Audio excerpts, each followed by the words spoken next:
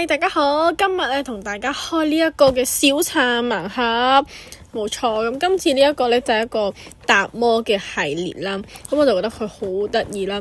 咁總共咧就6個款，再加一個隱藏嘅。咁我自己就比較中意嘅係滿足啦、幸福啦，同埋呢個發財。但係唔知佢實體係點，咁我哋而家就開下啦。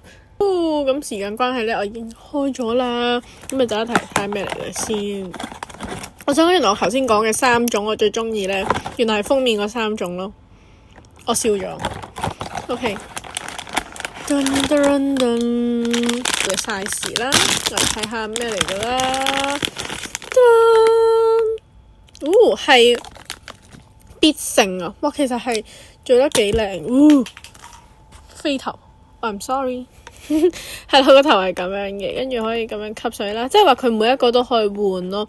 係啦，咁樣吸上去，必勝咁佢就紅紅地，有啲西瓜，哇！後面呢個係咁樣西瓜樣，得啦，冇錯，呢個就係第一隻啦。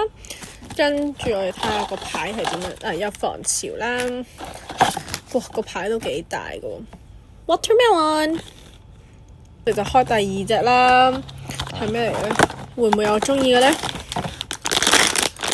係，成功啊！呢個成功係佢相反咗咯，佢呢個係粉粉地色，跟住呢個係綠色啦。OK， 我唔可以再掹甩佢個頭，其實係會掹甩嘅。OK， 吸上去，得啦。